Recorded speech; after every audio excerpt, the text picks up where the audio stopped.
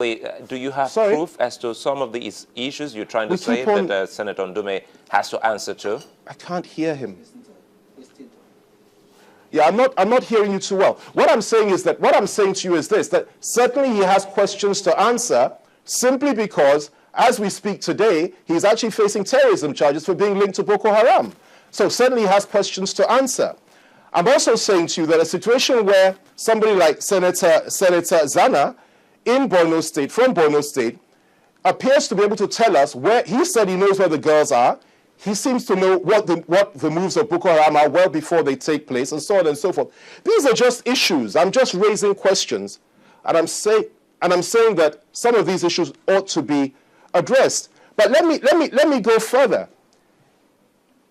Again, it's very clear that the founder of Boko Haram, the person that actually founded Boko Haram when he was in office, and I won't mention his name on television, but everybody knows who it is from Borno State. He's alive and well. He's a key member of the opposition.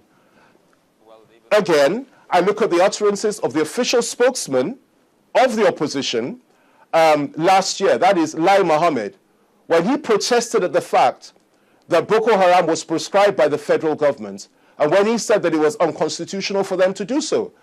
He needs to explain why it is that he would want to protect and support an organization that has killed almost 15,000 Nigerians as at that time, and he's against the fact that they were being prescribed in order to protect Nigerians. Now, most important of all, and I've mentioned these things, but let me tell you the one that, as far as I'm concerned, is the most questionable thing of all. And I'd really like the governor of Borno State to perhaps respond to this, because we've asked him on a number of occasions. He doesn't seem to be able to have a response to this. I'm talking about the Chibok affair, which is on the lips of virtually everybody all over the world today. Now, it is a fact that before those girls were abducted in their dormitories, and before the whole incident took place, that the federal government sent a letter through the Ministry of Education to the governor of Borno State and told him that the exams should not take place in Chibok, that it was too dangerous. It is also a fact that WAEC notified him of this and wrote him formally. To both organizations, both the federal government and to WAEC, the governor guaranteed the security of those little girls, and he said the exams should go ahead. Consequently, the exams went ahead. It didn't stop there. The exams went ahead. 300 girls were in that exam. A number of other children took the exams. But all the other children, the male children, went home after the exams. The children of all the principal officers in the school, that is the principal, the teachers, all of them, they all went home after the exams. But the girls were encouraged to sleep at school, and they slept.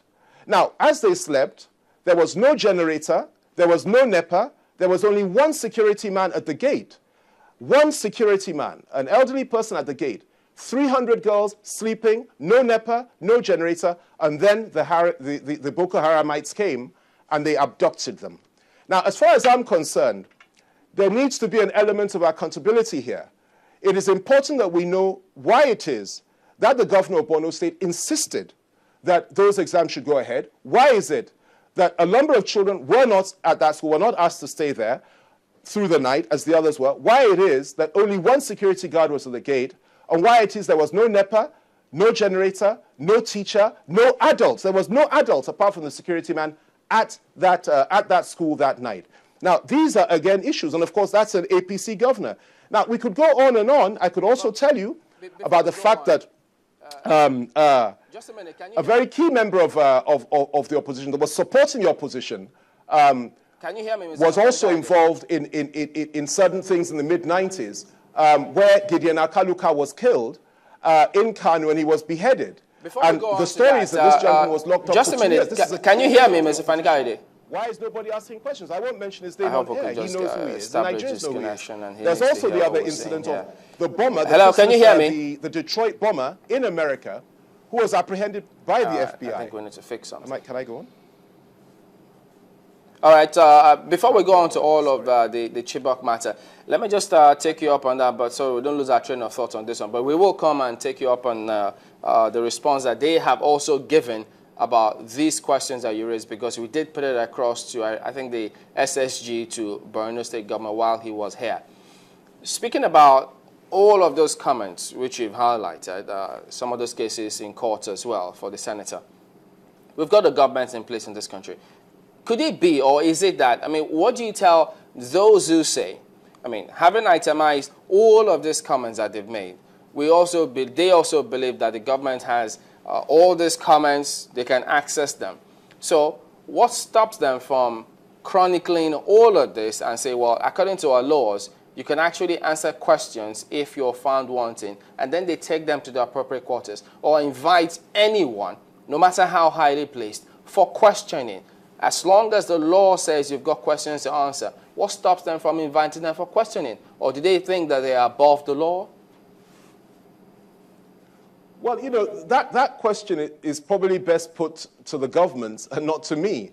I believe that that is the right and proper thing to do. I mean, certainly if you have key people in this country saying that Boko Haram should not be prescribed, and you have all these sort of issues being raised in the role of the governor of Borno, I think it's important, and I would urge the government to do precisely that.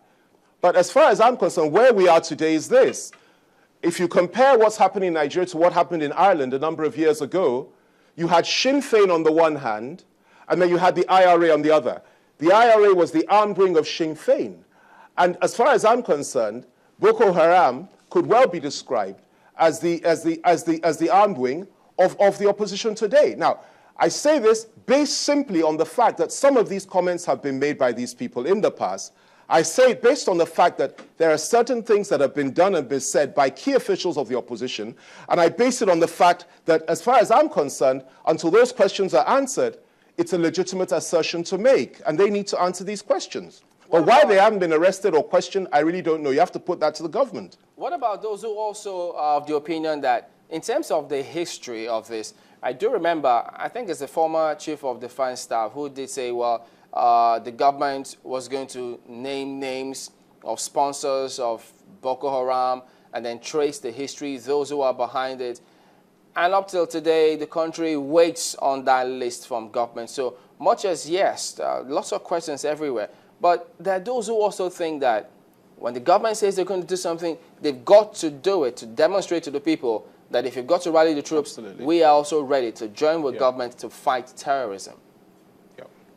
Yeah.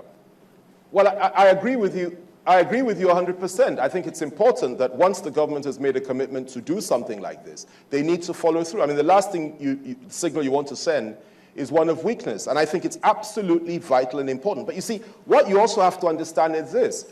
What I'm saying to you here, very few people will say it, simply because the whole land is permeated with a level of fear.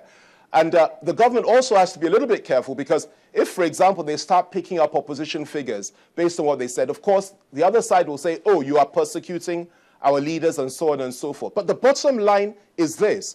It is something they need to do. They need to take a hard line on these issues. They need to round up those that appear to have sympathies with Boko Haram, whether they are PDP members or APC members, and they need to do something about it.